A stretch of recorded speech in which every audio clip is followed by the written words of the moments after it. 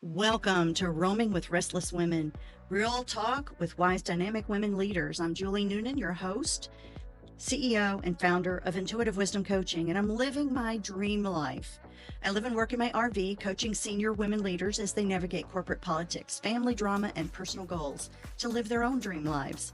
These women are restless. They are never done seeking new opportunities, learning, and ways to create value in the world. If you'd like to apply to be a guest, stick around to the end of the show and I'll let you know how. So let's go.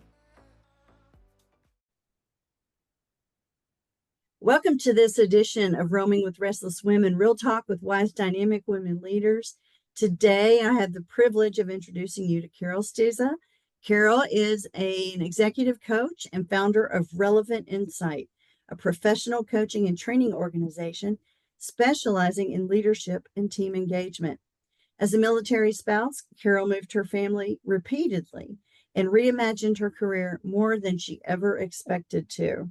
Several car accidents and a scary cancer diagnosis presented immense challenges that solidified her outlook on life.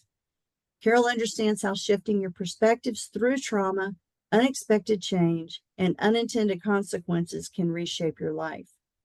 Her journey revealed and highlighted the three factors most likely contribute to our success: how to think before responding, which is emotional intelligence; how to get back up when times are tough, resilience; and how to conquer the inner critic, positive intelligence.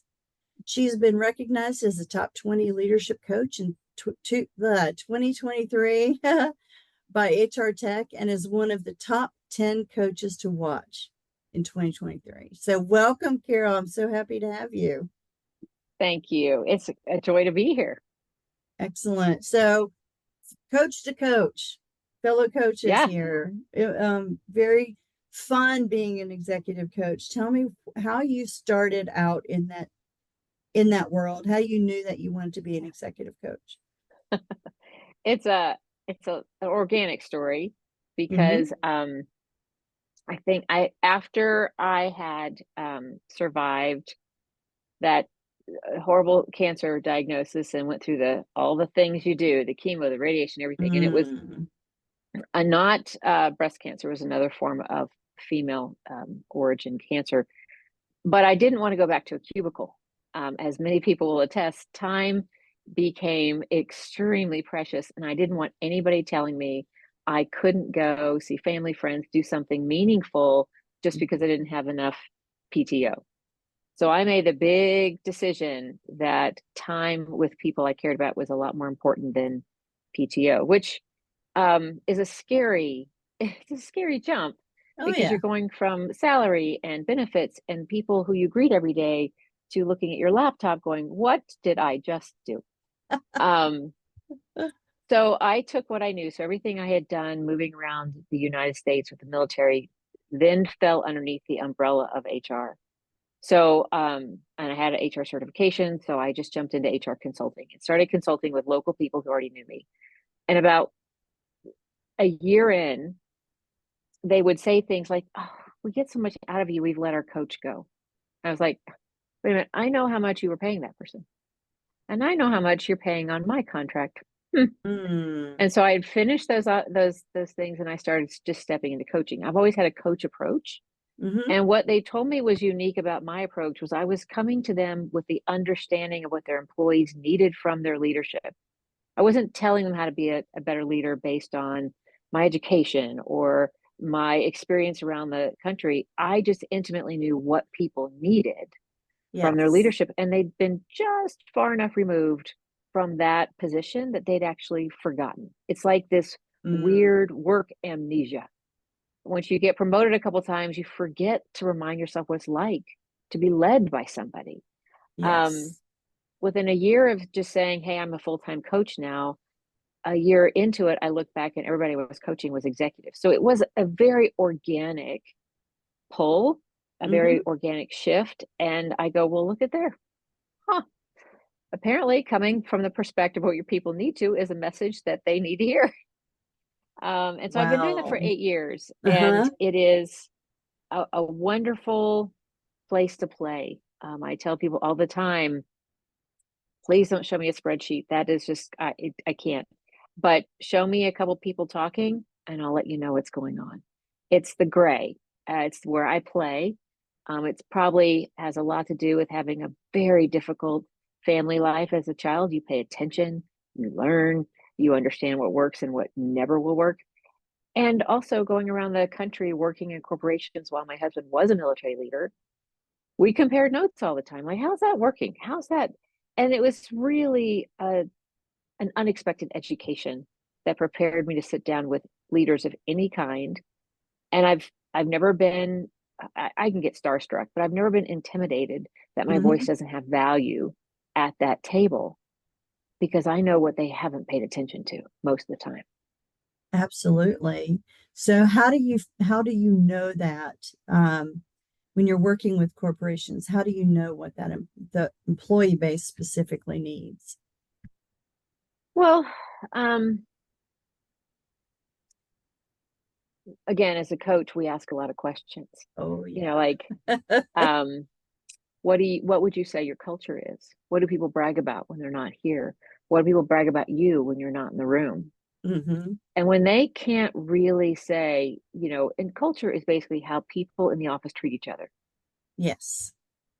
bottom line. That's all it is. Yep. And I'll say, what is your retention rate? What's your attrition rate? Because that is equal to your culture. And Hmm. if your attrition rate is, data, if your attrition rate is probably more than 10-15%, there's somebody toxic that you don't know about and you're not paying attention. Mm. So you now have somebody who's the one apple making everybody else rotten. And it's a slow roll. So let's pay attention to that.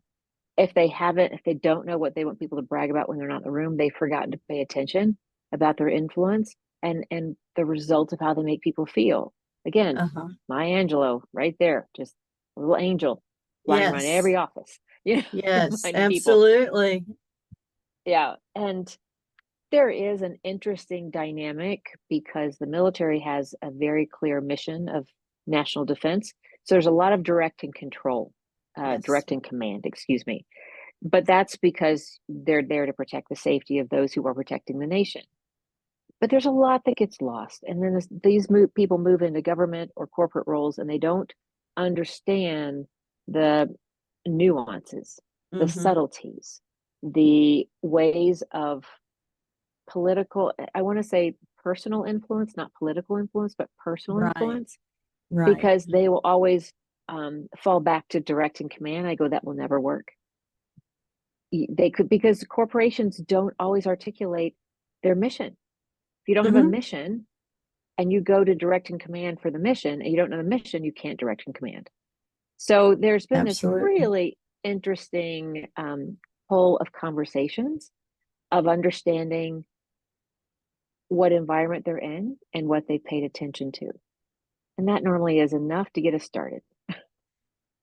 Do you find sometimes that they know exactly what the problem is? They just don't want to talk about it or they don't want to deal with it?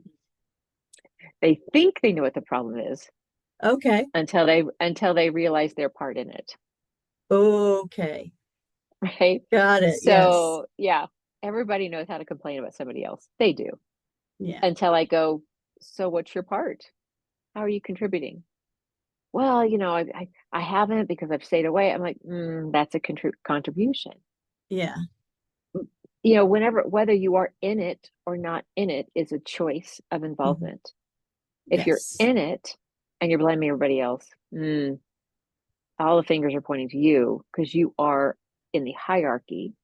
If you're not involved, fingers will still point to you because you've chosen to let other people deal with it, which is a reflection on your leadership. So, our job as coaches is to put up the proverbial mirror with perspective shifts and the way to look at that situation differently. So I'll ask them to Yes. paint a picture, give me all the facts you know. Now let's step out of that picture and look at it differently. And I want you to look at it from the position of your lowest employee, of the manager. What do you think they're thinking? What do you think they're dealing with? Do Right. you know what their life is like outside of work? How well do you know these people so that you can understand that? And I don't do it to embarrassingly humble a leader No. at all. No, it's it's never that, like, let's take a journey and remind you your connection to your people is going to probably be 55% of this answer, and you have more control than you think. So let's get at it. Yeah. And people do not hate change. That's why they call a coach into the conversation. They Yes. hate to be told to change. They Yes. need to understand and have the autonomy to change themselves because it's their choice. And then it's not you telling them you have to change, because that's not gonna, that's punitive coaching. And Well, that's it not technically never coaching, it's works. training, right? It It never never works. works. So you have to give them the perspective and the choice of Hmm. what's going to change so that they own it and do it on their own. I mean, as a coach, we're literally here as a thinking partner. Exactly. Exactly. We're not here to solve your problem. Mhm. We are here to help you think it through and to come to the decision yourself. Yeah. Yes. What's your favorite coaching question? Well, one of my favorites is, what do you want people to brag about when you're not in the room? I like that. Because I find that they've spent so much time doing, they haven't even thought it out. And it has the strongest tether to their behaviors today. Yes. They'll start to pay attention Uh-huh. immediately. And it catches them in a way that I can kind of say, yeah, I'm here as a teammate. This is why you called me, because Hmm. I'm going to ask the tough questions and we'll Absolutely. work on the answers together. So that's one of my favorites, because I think we all have to stop and think, what do I want people to brag about when I walk out of that room? Is it thank God she was here, or thank God she's gone? Yeah. Yeah, right. Start with that one. Yeah. Well, So, yeah. Yeah. and how are you going to touch people's lives? How are you going to be the person they want to follow, not run away from? Yes. Yes. There's And those are powerful. so many um, that we want to run away from, and so Yeah. many that don't even realize that Mhm. that's the impact that they're having. Um, Right. you know, anyway, so um, is there anything that you have been through personally or professionally that has changed um, your opinion about coaching or the kinds of coaching that you do? Has anything changed your approach in any way? I think when we all start out in any type of declared profession, Hmm. we go to see what the rigors are that define that profession from just anybody on the street. Hmm. And we all start off paying attention to International Coaching Federation's tenets, um, what needs to be, what do they hold of value, a proven test over time, what to do. And we think that learning anything new is going to be hard. The greatest gift ever given to me was probably by Marsha Reynolds, when she says, if coaching is hard, you're doing it wrong. Right. Sitting with somebody and watching their face and paying attention to their answers and knowing you need to get the heart of their issue, when done in presence with that person, whether it's on Zoom or in person or even on the phone, voices tell you Hmm. everything. And I can listen to emotions on the phone. It's uncanny. But if you can stay with them on their emotional journey, you'll know the right questions to ask Hmm. and you'll get there. And it's not hard. Now, it's a tongue-in-cheek statement because it takes a lot of practice to know yourself well enough to trust yourself enough to relax with your client, Yes. to not push them, to give them space to think through something, being comfortable with the discomfort of silence and Yes. giving them time. And there's a lot of people who will just talk to fill the void. And I'm like, So and she's one of the I first, love you know, Marsha. I got to meet her. She's so little. She's so yeah, very tiny, petite, very tiny and petite. mighty, right? Tiny and mighty. Absolutely. She's a beautiful soul. but to that point, if she's still in the profession, Mm-hmm. actively finding joy and really pulling in the big guns for clients and saying, when you trust yourself, Mm-hmm. coaching is easy. It gives you a goal Yeah. to listen to what we call the three brains, right? The head brain, the heart brain, the gut brain. Yes. Um, and be present with somebody without judgment, which some people find difficult. I do not. Yeah. Um, to hold space for them, whether I understand where they're at or not. I don't have to be a neurosurgeon to coach a neurosurgeon. I don't No. have to be a lawyer to coach a lawyer. They're all humans who show up to work in their profession. And all these professions have their burdens and their Mm-hmm. blessings. So it's coaching the person. The interesting thing about coaching, we can't coach ourselves. No. That's so frustrating. Or our husband. Yeah, our family, Yeah. our No. children, you just they'll sometimes call and they'll say, mom, put your coaching hat on for a hot minute. Okay, I can do that. Yeah. And I said, you tell me when to take it off.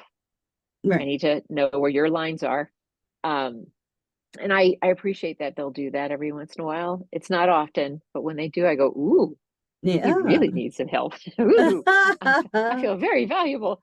Um, but for the most part, it's just a interesting dynamic that, I mean, a doctor can't perform surgery on himself, so it shouldn't be that big of a leap to realize I can't coach myself.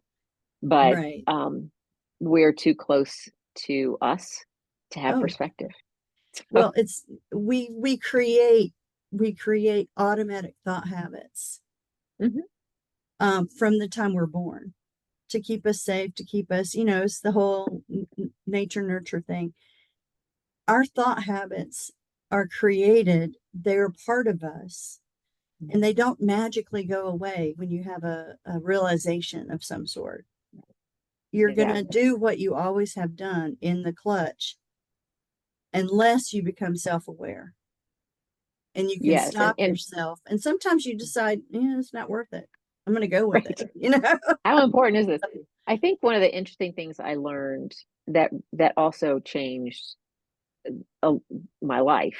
Mm-hmm. Um, was understanding the neuroscience. I was tasked at Yes. a prior HR job of how to teach people how to give good feedback.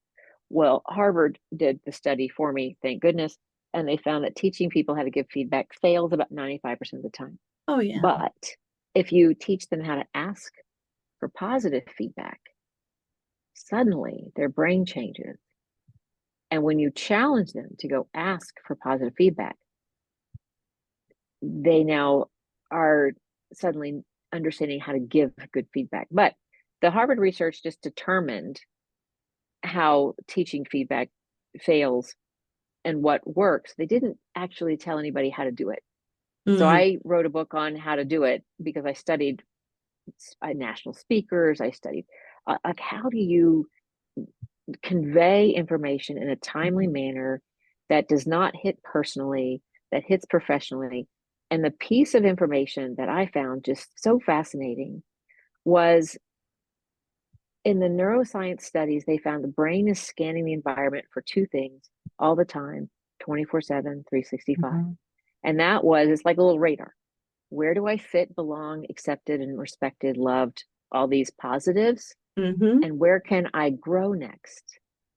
There is no Nice. place in the brain that's looking for improvement because we don't think we're broken or need fixing.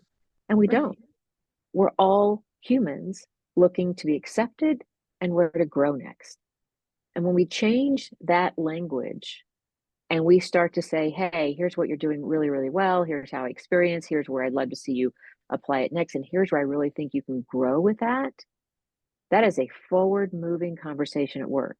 But the Absolutely. moment you say, you're screwing up, you need to fix this, you need to work this, if we use fix or improve as words, they're like marbles rolling around the head because they don't know where a place, don't have a place to go because we don't have a cave that says just for negative things. And so it just rolls Right. around. It's the ripple effect of bad language choices. And Well, and so our primitive brain sees that as a threat. we do. And so You the know? moment we look Mhm. for something to fix, a problem to solve, that takes all our focus. And Yes. so we miss the opportunity for the better conversation of what we do right. We miss the conversation of how to grow next. And we just sit there and ruminate.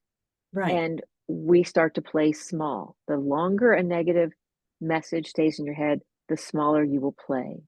Yes. Well, it sucks the energy right out of the conversation. It sucks the Absolutely. energy out of anyone who has been trying so hard to do a great job. I don't know of anybody that goes to work to do a bad job. Yeah, nobody gets up any one morning going, I'm going to suck today. I'm going to suck so bad Oh yeah. that it's going to be monumental and I'll be a legendary story. No, Right. nobody gets up like that. We're all trying to make today better than yesterday all the time. So it's the habits you were talking about stem from our past. Hmm. And many of them are bad habits because we were taught black and white, you get an A or a B or a C or Right. a D. Right. We weren't taught yes and. We weren't taught that the world is a gray playground of experiments and learning.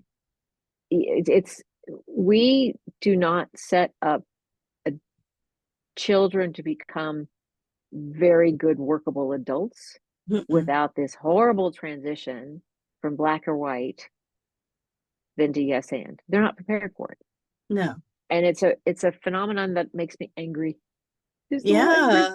Oh man. Oh, I know. Well, well, we're coming up on time, and I have three questions that I ask at the end of every Okay. episode. So if you could close your eyes and describe the picture that appears in your mind when I say wise woman, and then open your eyes and describe her. I pick a woman that is serenely sitting in a forest. The aspens are turning right now in Colorado, so the golden aspens are Oh, around her. And she is sitting serenely, taking that moment of meditation to receive um, more clarity before she tackles the day. Um, I heard a wonderful definition of prayer and meditation about a month ago. Prayer is for asking, meditation is for listening. oh And I yes. thought, I need to remember that. And so when you meditate and you look for that moment of listening, it can set the intentions for the day. And I think wise women know how to do that. Absolutely. I love that. Thank you so much. That's a nugget of wisdom right there. I love it. And where do you like to roam? Well, currently, I am roaming all of the home improvement stores at the moment because we're remodeling a Okay. house in the mountains. But when I'm not having to do that, I love to roam anywhere that I am in a relationship with somebody with me. So Oh, whether it's family or friends, hiking, traveling the world, I love to share moments with a witness. So I get to hear from their brain how they experienced it different than mine. And it adds a level of memory to that time. And so that's where I like to roam. oh, that's beautiful. That's beautiful. So, what makes you restless in a good way? Oh, I've always been restless. In a good way. I love I do love learning. It's not in my top 10 strengths. It's more something I admire because it's in my husband's top 10 strengths. But I love learning how other people see the world Yeah. because it opens up like a new window in the car, right? The wind changes, everything, it kind of has a different nuance. Because when Yes. I see how they see the world, I feel like I get to know them a little bit better. So just Mm. ask them to describe what's that like through your eyes. Tell me what that day was like, the life through your eyes type of question. It's just a new way of getting to go a little deeper without asking, probing questions like a detective. Yeah, exactly. Or putting someone on the defensive because they think Right, right. you're getting nosy. Getting nosy.